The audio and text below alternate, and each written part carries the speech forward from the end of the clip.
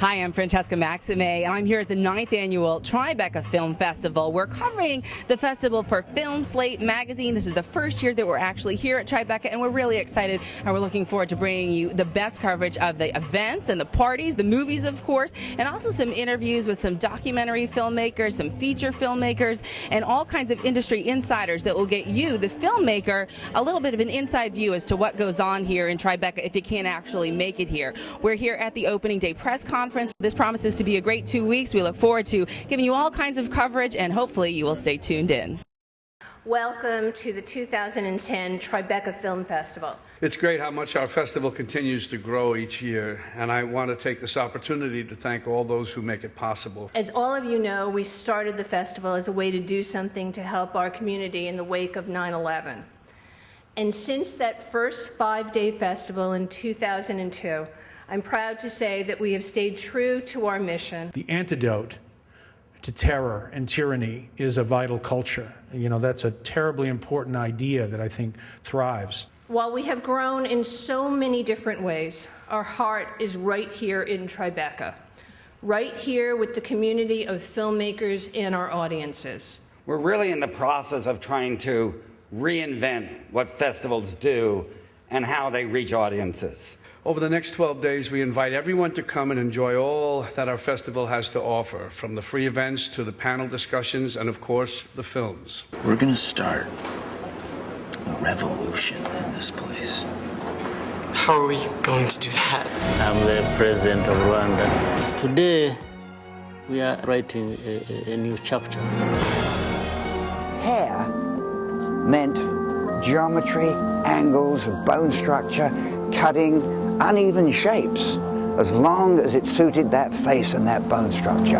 Every time I write a joke, I try to remember to get it on a card. Why should a woman cook? So her husband can say, my wife makes a delicious cake to some hooker? You were flying about as high as you could possibly be flying.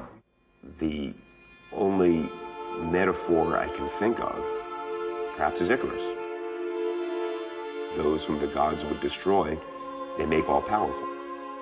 Looking at this lineup makes me want to, enough for the making films already. I want to watch some of these movies. This moment feels to me like a real moment of change. It feels like we're back where we were some 20 years ago. We will also reprise our Tribeca Talks panel series, which includes several free panel events bringing together a stirring group of industry leaders, actors, filmmakers, artists, and civic figures for thought-provoking conversations on a range of topics. We're trying to reinvent ways and avenues of reaching new audiences. The models and the assumptions of the last 20 years are shifting dramatically, along with the technology, of course, and even more so, audience habits and audiences themselves. Hi, my name is Francesca Maxime, and I'm with Film Slate magazine. It's our first year at the festival, although I've been here before, and it's nice to be back. I have a question that you kind of alluded to a bit, especially, Jeff, in your comments, but it's about the economic climate and the state of filmmaking. How are they being created differently? How are they being distributed differently? And also what the audience is like, and how is that different? And what I'm hearing from you right now is that you're channeling it down to ways that are deliverable in people's homes and on demands and on video and that kind of a thing, which is totally new and exciting. But also, what do you see as the current state and the future state based on the economic climate, which doesn't seem like it's getting improved as quickly as we'd like it to be? For a long time, I mean, for most of the century, film has been driven by its theatrical release, meaning the way you found a film was, you tried to find which theater was going to play in, you looked up in your newspaper for the advertisement, you read the critics.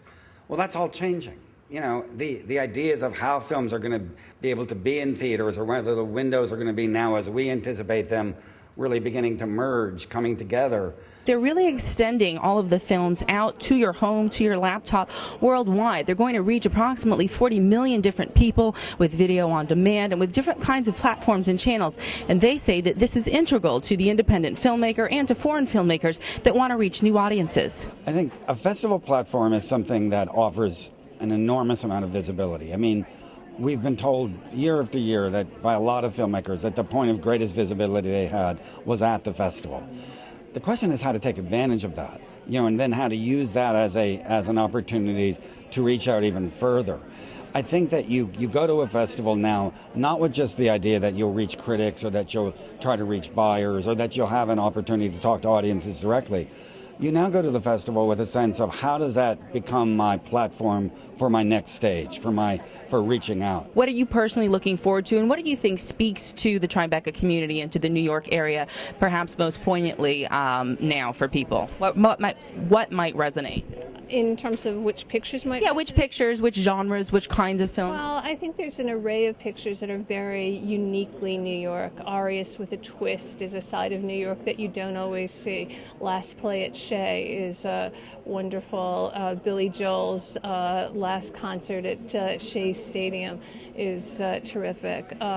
Also, My Trip to Al-Qaeda, Alec Gibney's movie, gives us a sense of history of what happened not only before September 11th, but beyond September 11th. Spitzer is also a way, too, for us to look at what has happened, not just here in New York, which it does focus on, but just politics in this country.